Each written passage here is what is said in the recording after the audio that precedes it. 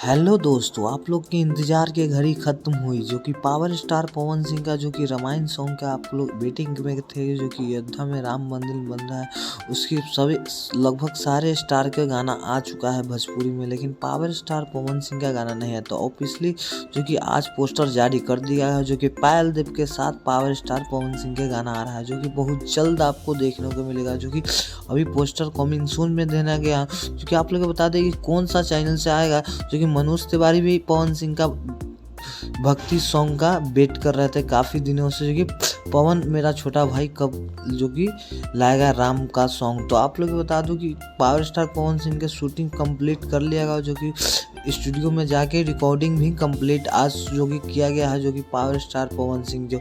तो आप लोग को बता दूं ये गाना जो कि गाना रिलीज होगा तो अपनी धूम यूट्यूब चैनल जो कि पायल देव का है, उनका यूट्यूब चैनल से जो कि गाना रिलीज किया जाए, जो कि बहुत ही जल्द आपको रिलीज किया जाए। जो कि पायल देव और जो कि पावर स्टार पवन सिंह का है, तो जो कि गाना कितना ही लाजवाब हो सकता है वो आप लोग जान सकते हैं। तो आप लोग कैसा लगा वीडियो कमेंट को जरूर लाइक और शेयर करिएगा।